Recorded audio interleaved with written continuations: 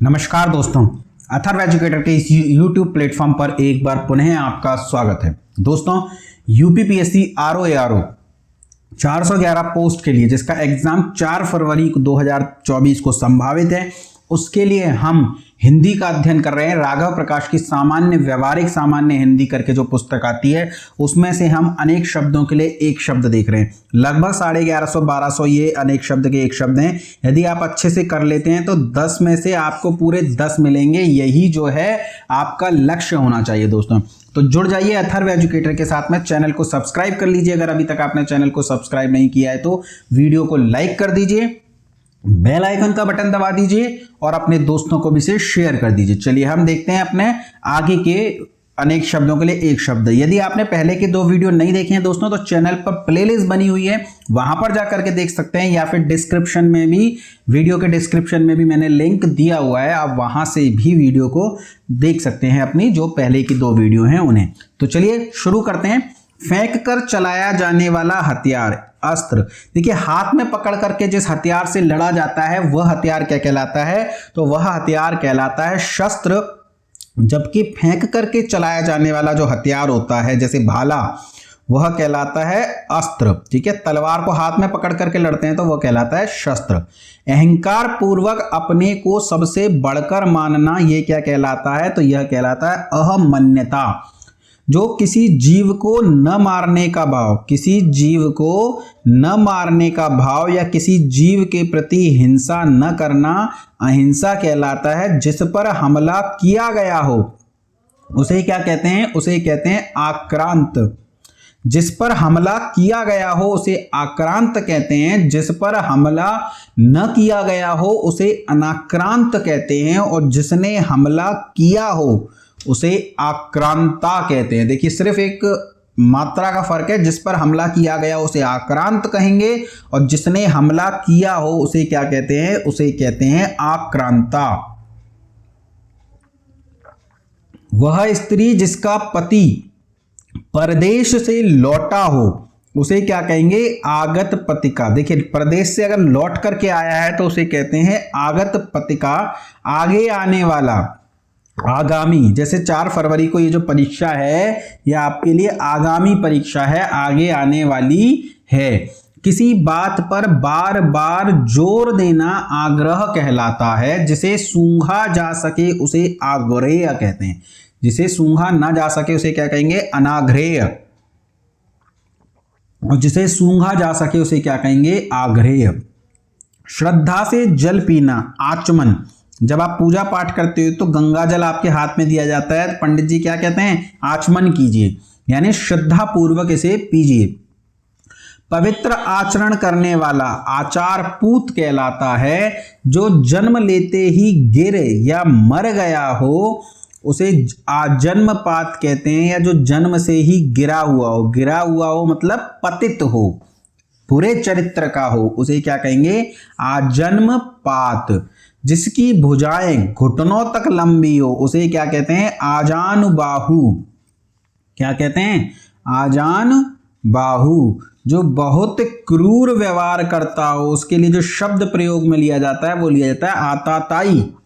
धूप से बचने का छाता, आतपत्र। जो आप अम्ब्रेला लेकर के घूमते हो धूप से बचने के लिए, लड़के तो नहीं लेके चलते पर लड़कियों के पास आपको अक्सर मिल जाएगा, तो उसको क्या कहते हैं? आतपत्र। तो जो अतिथि का सत्कार करता है उसे आतिथेय या मेजबान कहते हैं। क्या कहते हैं? आतिथेय या मेजबान। अपने प्राण खुद ही समाप्त कर लेने वाला या अपनी हानि स्वयं करने वाले के लिए जो शब्द प्रयोग में लिया जाता है वो कौन सा है? तो वो है दोस्तों आत्मघाती। क्या शब्द प्रयोग में लिया जाता है? आत्मघाती। स्वयं को मार डालना आत्महत्या कहलाता है। दूसरे के हित में अपने जीवन का त्याग कर देना। देखिए, स्वयं को मार डाला तो आत्महत्या, पर किसी दूसरे के हित में अपने जीवन का त्याग किया तो वो कहलाएगा दोस्तों आत्मोत्सर्ग। क्या कहलाएगा? आत्मोत्सर्ग। सर्वप्रथम किसी मत या वाद का प्रवर्तन करने वाला, आदि प्रवर्तक। जैसे बुद्ध धर्म के आदि प्रवर्तक गौतम बुद्ध कहलाते हैं। जैन धर्म के आदि प्रवर्तक ऋषभदेव कहलाते हैं। महावीर स्वामी नहीं कहलाते, क्योंकि वो तो 24वें तीर्थंकर है। प्रवर्तन किसने किया था? पहले तीर्थंकर ने, यानी ऋषभ देव ने, तो उन्हें क्या कहेंगे? आदि प्रवर्तक। ठीक है। जैसे अद्वैतवाद सिद्धांत के मत के प्रवर्तक कौन है? शंकराचार्य, तो उन्हें हम आदि शंकराचार्य भी कह देते हैं, क्योंकि वो उस मत के आदि प्रवर्तक थे। तो किसी स्थान के सर्वाधिक पुराने निवासी क्या कहलाते हैं? आदिवासी। आदि से लेकर अंत तक आद्युप्रांत कहलाता है। क्या कहलाता है? आद्युप्रांत। किसी वस्तु को आधुनिक रूप देने की क्रिया क्या कहलाती है? तो वह कहलाती है आधुनिकीकरण। जिसका संबंध आत्मा से हो उसके लिए हम आध्यात्मिक शब्द का प्रयोग करेंगे। और विपत्ति के समय या कर्तव्य का जो धर्म, विपत्ति के समय का जो धर्म होता है वह कहलाता है आपद धर्म। देखिए नॉर्मली आपके धर्म अलग हो सकते हैं, संकट काल में आपके धर्म अलग हो सकते हैं, तो विपत्ति के समय का जो धर्म है वो आपद धर्म कहलाता है। सिर से पांव तक, सिर से पांव तक ये क्या कहलाता है? आपाद मस्तक। क्या कहलाता है? आपाद मस्तक। तुलना द्वारा प्राप्त आपेक्षिक कहलाता है। बालक से लेकर बड़े तक आबाल वृद्ध, यानी बालक से बड़े तक। मृत्यु पर्यंत के लिए आमरण शब्द यूज में लिया जाता है। और विदेश से देश में सामान मंगवाना के लिए आयात शब्द का प्रयोग किया जाता है। जिस मुद्रिका पर कांच लगा हो उसे कहते हैं आरसी, यानी जिस मुद्रिका पर कांच लगा हुआ है उसे क्या कहेंगे? आरसी। जिसका संबंध अर्थ या धन से हो वह आर्थिक कहलाएगा। और भारतवर्ष का उत्तरी भाग क्या कहलाता है? आर्यवर्त। ठीक है। देखिए आर्य भारत के उत्तरी पोर्शन में रुके थे, और जो पहले से यहाँ रह रहे थे अनार्य वो दक्षिणी चले गए थे, तो जो दक्षिण में चले गए वो द्रविडियंस कहलाए, और जो उत्तर में थे वे आर्य के थे। तो इस वजह से उत्तरी भाग को आर्यवर्त कहा गया। घर के सामने का मंच क्या कहलाता है दोस्तों? तो वह कहलाता है आलिंद। क्या कहलाता है? आलिंद। चलिए आगे देखते हैं। जो गुण दोष का विवेचन करता हो उसके लिए जो शब्द प्रयोग में लिया जाएगा वो है आलोचक, यानी आलोचना करने वाला, गुण दोष का विवेचन करने वाला आलोचक कहलाता है। किसी अवधि से संबंध रखने वाला आवधिक। जो नई चीज निकाले या खोज करे उसके लिए आविष्कार या इजाद शब्द प्रयोग लिया जाता है। आशा से कहीं अधिक या कहीं बढ़कर या आशा से परे के लिए जो शब्द प्रयोग लिया जाता है वो आशातीत है। वह कवि जो तत्काल कविता कर सके उसे आशु कवि कहते हैं। क्या कहते हैं दोस्तों? आशु कवि। और वह जो शीघ्र प्रसन्न हो जाए उसे आशुतोष कहते हैं। सनातन धर्म में महादेव को आशुतोष कहा गया है क्योंकि वे शीघ्र प्रसन्न हो जाते हैं। तो जो शीघ्र प्रसन्न हो जाए उसे आशुतोष कहेंगे। जिसे आश्वासन पर विश्वास हो उसे आश्वस्त कहते हैं। जो मृत्यु के समीप हो उसे आसन्न मृत्यु कहते हैं। क्या कहते हैं? आसन्न मृत्यु। जो ईश्वर में विश्वास रखता है उसके लिए जो शब्द प्रयोग में लिया जाता है वह शब्द है आस्तिक। जिसे बुलाया गया हो वह क्या कहलाता है? आहूत। देखिए जिसे बुलाया ना गया हो वह कहलाता है अनाहूत, और जिसे बुलाया गया हो वह कहलाता है आहूत। जो इंद्र पर विजय प्राप्त कर चुका हो उसे इंद्रजीत कहते हैं। और जो इंद्रियों से परे हो, देखिए परे के लिए तीत शब्द प्रयोग लिया जाता है, तो जो इंद्रियों से परे है उसके लिए क्या कहेंगे? इंद्रियातीत। जो आशा से परे है आशातीत। वह चीज जिसकी चाह हो, जिसकी इच्छा हो, इच्छित। जैसे आपकी इस समय इच्छा क्या है? भगवान बस मेरे को आरओ में 1 सीट दिला दे, सचिवालय भेज दे, तो वो आपके लिए इच्छित हो गया। किन्हीं घटनाक्रमों का कालक्रम से किया गया यथा तथ्य वर्णन इतिव्रत कहलाता है। इतना ही पर्याप्त है के लिए जो शब्द प्रयोग में लिया जाता है वह शब्द कौन सा है? इत्यलम। इंद्रियों को वश में करने वाला इंद्रियाजीत या जितेंद्रिय कहलाता है। और इस लोक से संबंधित के लिए जो शब्द प्रयोग में लिया जाता है वह लौकिक है। जिसकी इप्सा की गई हो वह इप्सित कहलाता है। और जो दूसरे की उन्नति देखकर जलता हो उसके लिए जो शब्द काम में लिया जाता है वो कौन सा है? वह है दोस्तों ईर्ष्यालु। पूर्व से उत्तर के बीच की दिशा के लिए ईशान शब्द काम में लिया जाता है, और जिसने अपना ऋण पूरा चुका दिया हो उसे ऋण कहते हैं। स्वप्न में बड़बड़ाना करना, स्वप्न में बड़बड़ाना उचावा कहलाता है, और भोजन करने के बाद बचा हुआ जो अन्न होता है जिसे हम जूठन कह देते हैं उसके लिए क्या कहते हैं, उच्छिष्ट। इंपॉर्टेंट शब्द है, कई बार पूछा गया है। तिनकों से बना घर, तिनकों से बना घर उटज। तिनकों से कौन घर बनाता है, पशु पक्षी। तो तिनकों से बना घर क्या कहलाता है, उटज कहलाता है। ऊपर की ओर उछाला या फेंका हुआ, उसके लिए क्या शब्द प्रयोग में लिया जाता है, उसके लिए प्रयोग में लिया जाता है उच्छिप्त। ऊपर की ओर उछाला या फेंका हुआ के लिए जो शब्द प्रयोग में लिया जाता है वो कौन सा है, उत्क्षिप्त। वह पर्वत जहां से सूर्य और चंद्रमा उदित होने माने जाते हैं उसके लिए जो शब्द काम में लिया जाता है वो है उदयाचल। जिसका मन जगत से उचट गया हो उसे उदासीन कहेंगे। जिसका उदाहरण दिया गया हो उसे उदाहरत कहते हैं। क्या कहते हैं, उदाहरत या उद्धृत। ठीक है। नई योजना को सर्वप्रथम काम में लेने का उत्सव, उसके लिए जो शब्द प्रयोग में लिया जाता है वो है उद्घाटन। और जिसका उद्धरण किया गया हो उसे क्या कहते हैं, उद्धृत। क्या कहते हैं, उद्धृत। जिसका उद्धरण किया गया हो उसके लिए जो शब्द प्रयोग में लिया जाएगा उद्धृत। जो धरती को चीरकर या फोड़कर जन्म लेता है उसके लिए शब्द प्रयोग में लिया जाता है उद्भिज या फिर उद्भिद। ठीक है, ज भी आता है, द भी आता है, उद्भिज या फिर उद्भिद। जिसके ऊपर किसी का उपकार हो उसके लिए उपकृत शब्द काम में लिया जाता है। और पर्वत के नीचे तलहटी की भूमि के लिए जो शब्द काम में लिया जाता है वो है उपत्यका।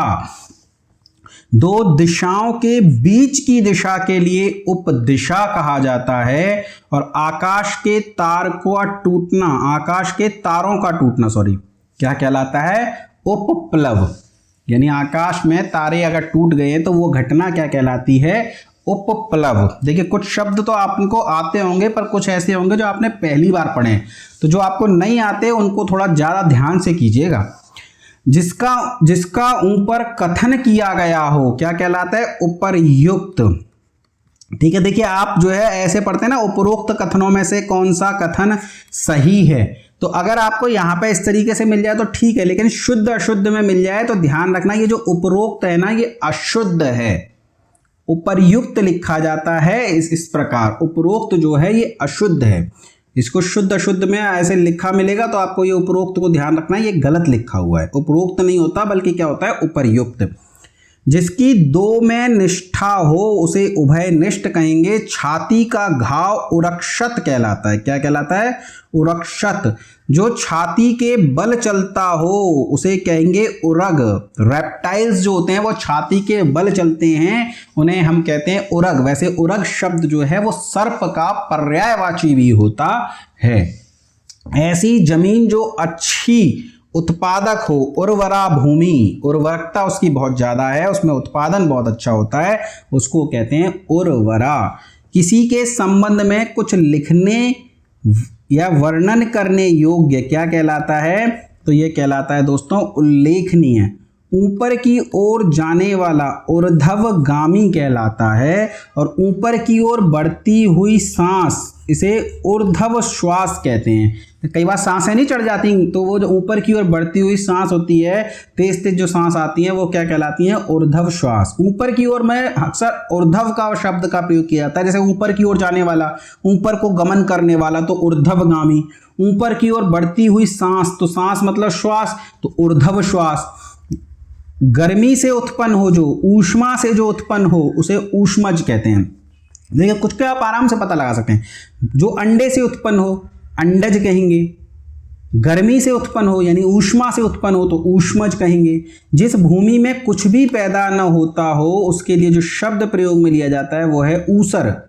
विचारों का ऐसा प्रवाह जिसका कोई निष्कर्ष न निकले उसे क्या कहेंगे, ऊहापोह। कहते हैं ना ऊहापोह की स्थिति है, किम कर्तव्य विमूढ़ हो रखे हो। विचारों का ऐसा प्रवाह है कि कुछ निष्कर्ष ही नहीं निकाल पा रहे हो, ऐसी स्थिति ऊहापोह की स्थिति कहलाती है। किसी एक पक्ष से संबंध रखने वाला एक पक्षीय वह स्थिति जो अंतिम निर्णायक हो, उसको लिए जो शब्द प्रयोग में लिया जाता है वो कौन सा है, एकांतिक। जो केवल एक आंख वाला हो उसके लिए एकाक्ष। महाराजा रणजीत सिंह, हिस्ट्री में पढ़ोगे आप, सिख जो पंजाब में जो साम्राज्य था आंग्ल सिख युद्ध से पहले, जो घटनाक्रम, जो महाराज थे जिन्होंने उस राज्य की स्थापना करी थी वो थे महाराज रणजीत सिंह। ठीक है, तो वो उनकी भी एक आंख नहीं थी, तो एक आंख जिसकी नहीं होती उसके लिए क्या प्रयोग किया जाता है, एकाक्ष। उन्होंने कहा था, स्टेटमेंट है कि ईश्वर की इच्छा है कि मैं सभी को एक आंख से देखूं, एक नजर से देखूं, सभी धर्मों को, इसलिए उसने मेरी एक आंख ले ली। तो ये स्टेटमेंट हिस्ट्री में पूछा जाता है। तो एक आंख वाला मतलब एक अक्ष, जिसका एक ही अक्ष हो, जिस पर किसी एक का ही अधिकार हो, एकाधिकार, मोनोपोली। जो दिन में एक बार आहार करे उसको कहते हैं एकाहारी, और कई जगह से मिलकर इकट्ठा किया हुआ या अनेक को एक में किया गया उसे क्या कहते हैं, एकीकृत। सांसारिक वस्तुओं को प्राप्त करने की इच्छा ऐषणा कहलाती है। क्या कहलाती है दोस्तों, ऐषणा। इंद्रियों को भ्रमित करने वाला ऐन्द्रजालिक। जो इंद्रियों से संबंधित हो उसके लिए क्या शब्द प्रयोग में लिया जाएगा, तो उसके लिए लिया जाएगा ऐन्द्रिय। क्या लिया जाएगा, ऐन्द्रिय। जो व्यक्ति की इच्छा पर निर्भर करता हो उसे ऐच्छिक कहेंगे। जो इस लोक से संबंधित हो उसे ऐहिक या अहलौकिक कहते हैं।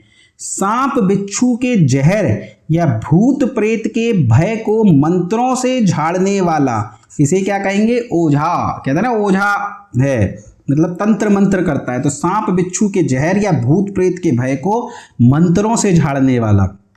इन ओझाओं के चक्कर में स्वर्गवासी हो जाता है आदमी।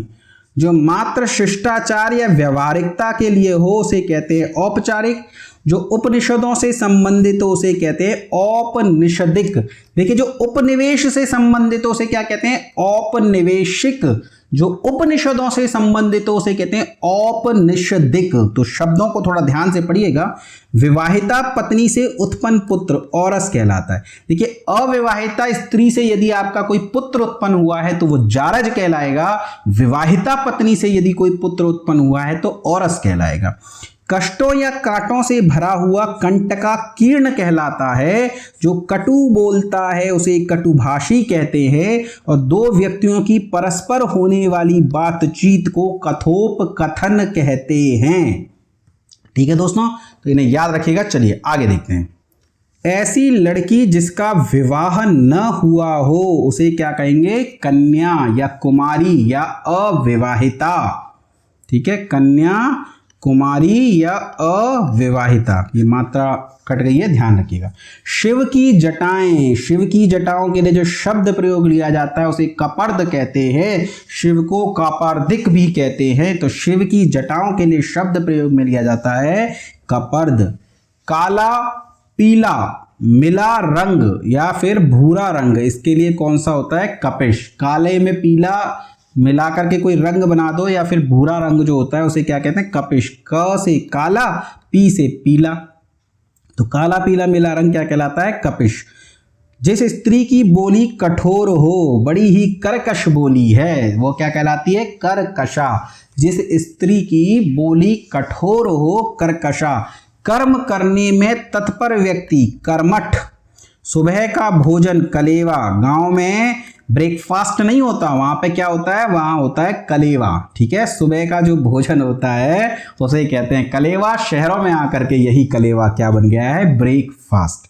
तो कलेवा, जो लोग जिनका बचपन गांव में बीता है वे इस कलेवा शब्द को आराम से समझ सकते हैं। ठीक है, तो जो कल्पना से परे हो, परे मतलब तीत, तो कल्पना से परे तो कल्पना तीत। बर्तन बेचने वाला उसे कसेरा कहते हैं। या जो कांसे का काम करता है उसे भी कसेरा कहते हैं या कांस्यकार भी कहते हैं। तो बर्तन बेचने वाले को कसेरा कहते हैं। एक्चुअली क्या होता था, जब बर्तन बेचा करते थे प्राचीन समय में, थोड़ी गरीबी थी तो स्टील के बर्तन नहीं हुआ करते थे, कांसे के बर्तन ज़्यादा चलते थे, तो जो बर्तन बेचता था उसको कसेरा कह दिया करते थे। वैसे कसेरा क्या होता है, कांसे का काम करने वाला या फिर कांस्यकार। जिस स्त्री को एक ही संतान होकर रह जाए वो काक बंध्या कहलाती है। यानी देखिए, जिसको कोई संतान ही उत्पन्न हो वो तो बंध्या हो गई, पर एक संतान उत्पन्न हो गई और उसके बाद फिर कोई और संतान नहीं हो रही है तो काक बंध्या।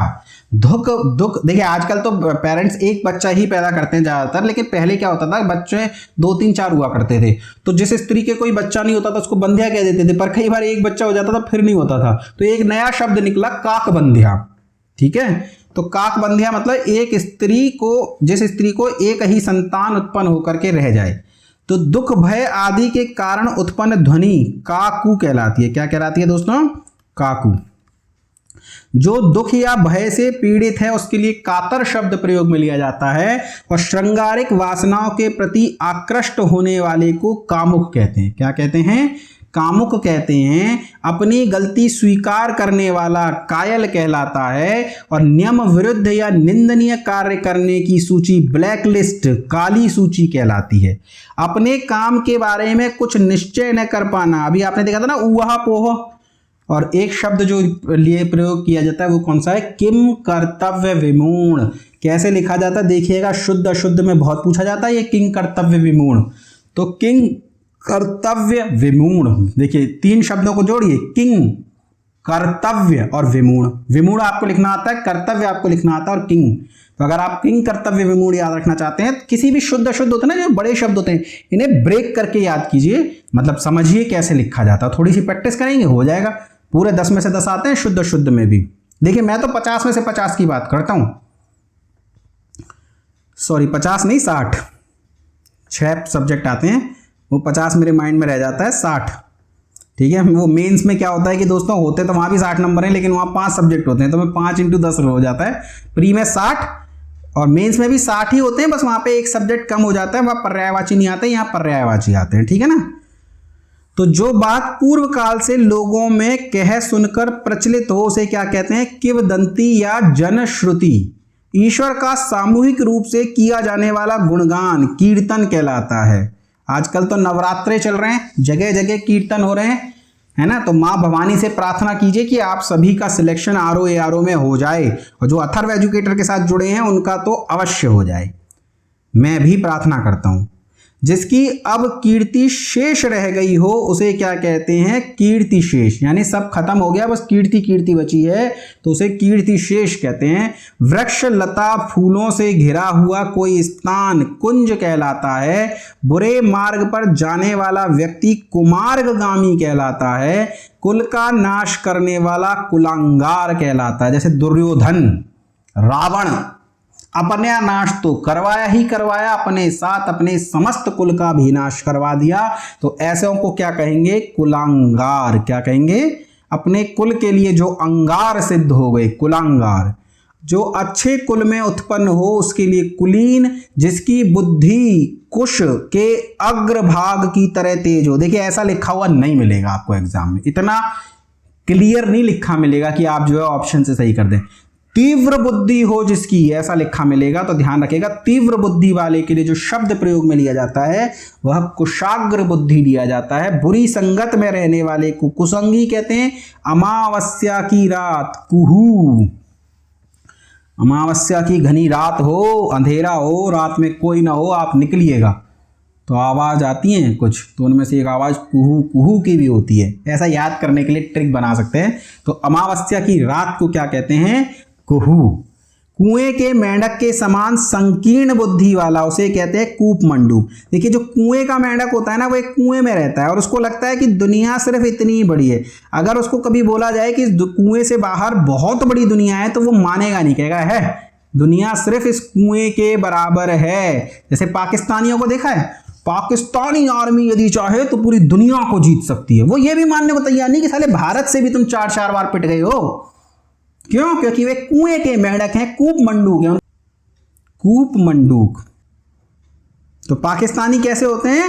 कूप मंडूक होते हैं।